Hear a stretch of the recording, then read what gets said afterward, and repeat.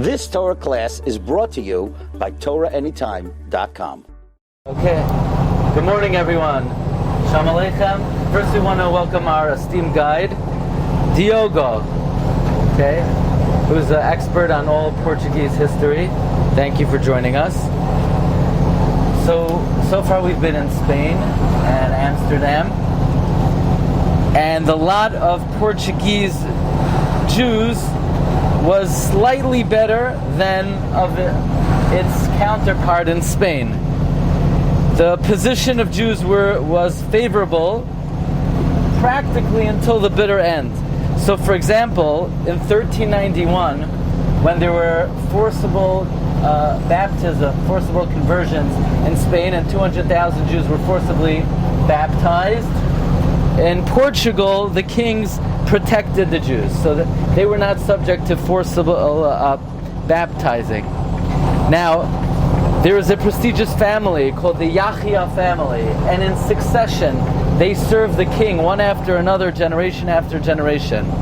The Abarbanel's family was protected here in Portugal, and even though there was mounting feelings of anti-Semitism, in general the kings of Portugal protected their Jewish constituents.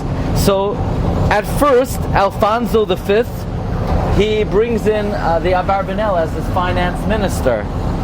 After Alfonso, he's succeeded by João II, or João II, or in English, John. And John continues to use the Abarbanel as his finance minister.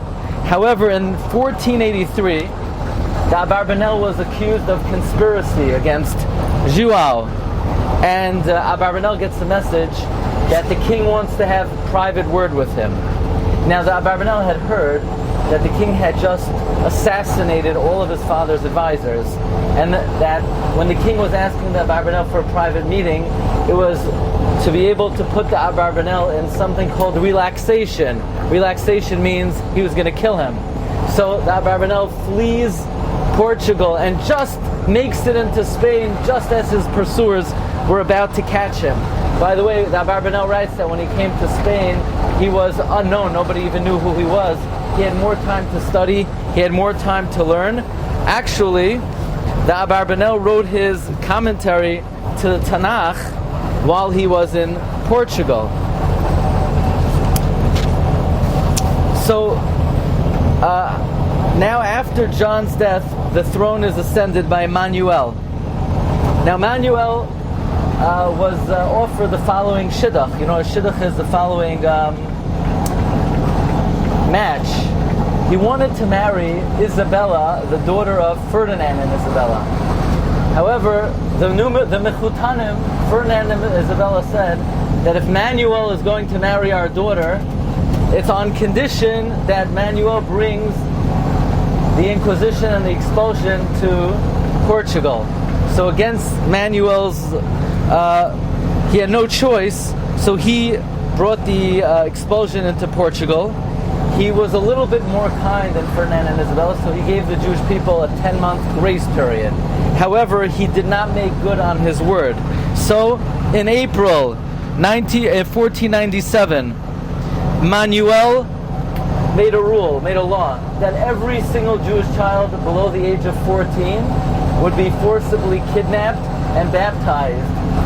So if you were a child in Portugal, a Jewish child below the age of 14, you no longer were a Jew. You were taken away from your parents. The parents never saw you again. Actually, Rabbi Avram Saba, anybody know which sefer Rabbi Avram Saba wrote? Very good. Mr. Rabbi Rothman nailed it on the head. Give the man a cigar.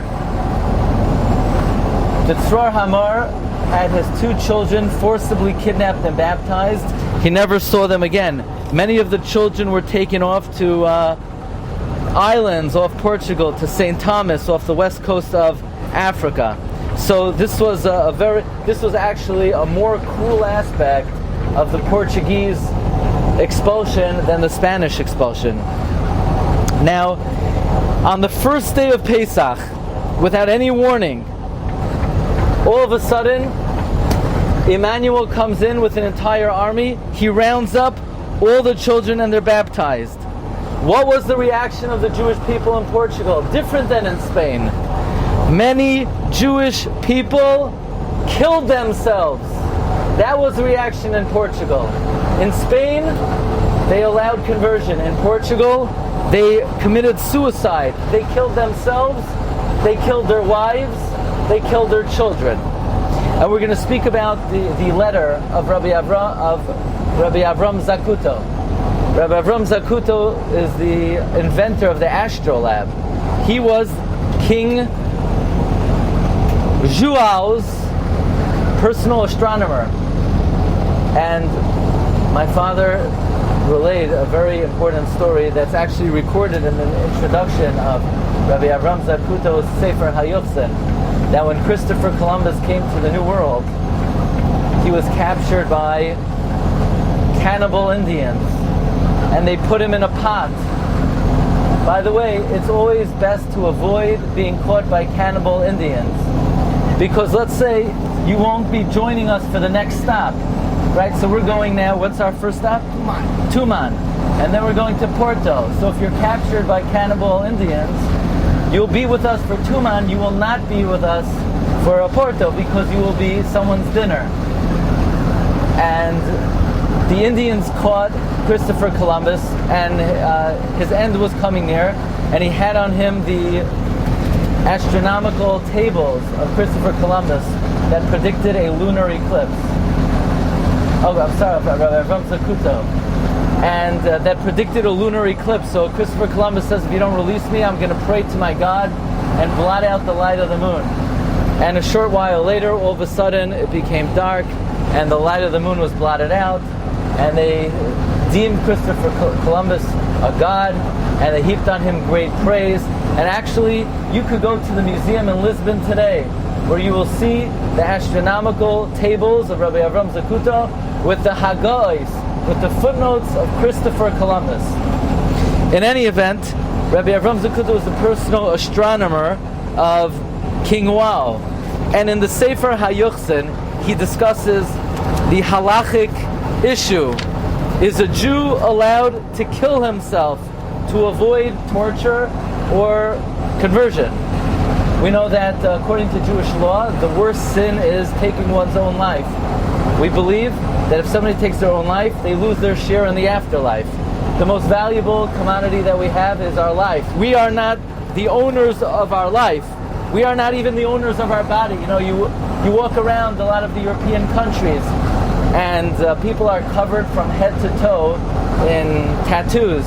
According to Jewish law, our bodies do not belong to us. It's a gift from heaven. They're sacred. Our lives are sacred. So the question is it permitted to take one's life to avoid torture or being baptized? And Rabbi Avram Zakuto cites the Gemara Masechta Gittin that you just had in the Daf HaYomi, where the Gemara says that a ship was taking boys and girls to Rome, and they were going to be violated in Rome for indecent behavior. And the girls asked, if they jump overboard and they kill themselves, will they have a share in the world to come? Will they have resurrection of the dead? And it was expounded, the pasuk, Amar Hashem, mi bashan ashiv mi metzulos yam, that I will even rescue you from the depths of the sea. You see, another thing you should avoid doing is taking a submarine with parts that were purchased in Walmart down to the bottom of the sea.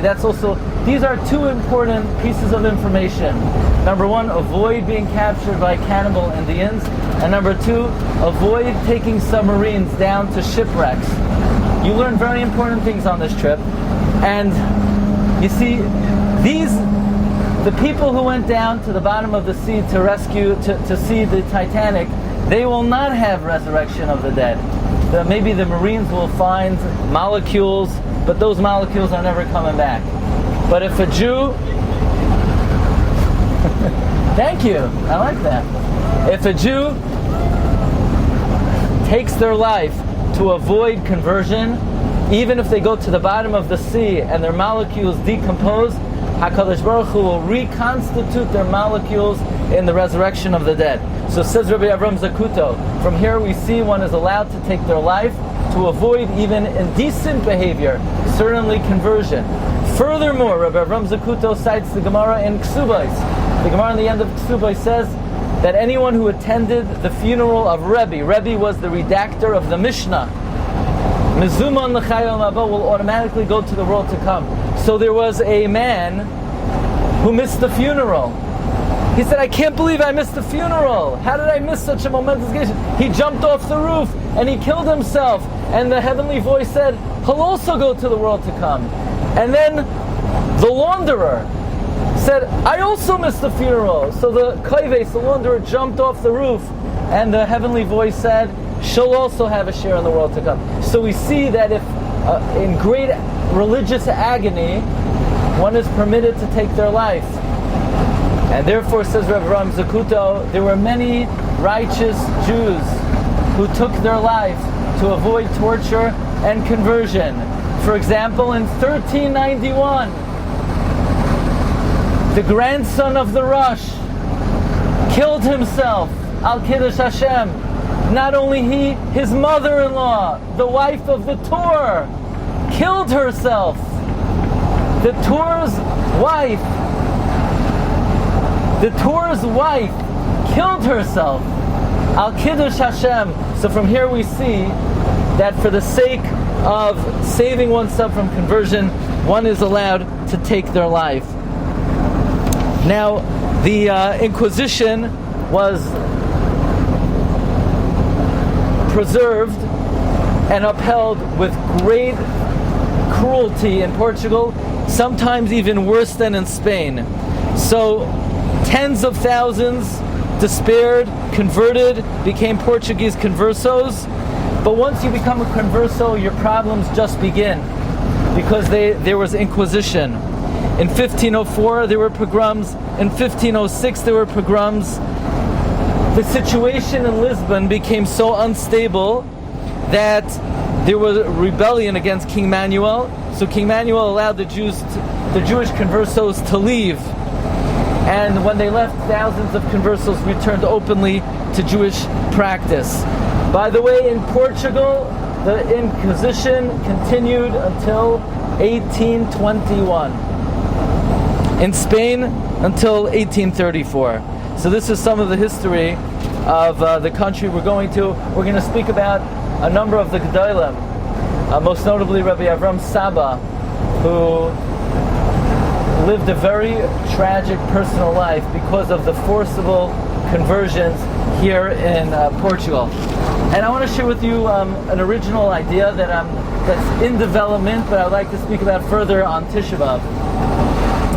And that is, it always bothered me why on Tisha B'Av we don't commemorate the Spanish Inquisition. After all, the expulsion was set for Tisha B'Av, August 2nd, 1492. So in the past, we've brought out the idea that the expulsion from Spain in the scheme of Jewish history is not really a tragedy, because after all, we're being forced to leave the Galus. The Jew never cries when they leave the Galus. But there's another very important reason why we don't mourn the expulsion in 1492. And that is, the expulsion in 1492 was the best of the lot of what could have happened to a Jew in the 15th century. The expulsion was after 100 years of forced conversion. And once you were forcibly converted and you wanted to practice Judaism secretly, then there was Inquisition, where there were spies everywhere. If you made one wrong turn, you made one wrong move, if you said one wrong word, they would take you, they would take your family, your wife, your children, and they would burn the person alive. That was the fate of someone who was caught practicing Judaism in secret. The expulsion was a reprieve. Now they had freedom to leave the country. And actually, in the scheme of things, the forcible conversions were much worse than any fate the Jewish people ever suffered. In fact, the Ravid writes that while many Jewish tragedies were just a repeat of suffering of the Churban Beis HaMikdash, the forcible conversions were a fate that we never suffered before in our history, and have no parallel, and have no precedent. And therefore, to commemorate the expulsion of 1492 would be downplaying all the disasters that happened for the 100 years before, that made the expulsion pale in comparison. So it would almost be incongruous and distasteful and a lack of respect for what was happening for the previous century to commemorate the expulsion of 1492. So here are some introductory remarks, and we're going to hear more from Diogo as we get to the place. You've just experienced another Torah class brought to you by TorahAnytime.com.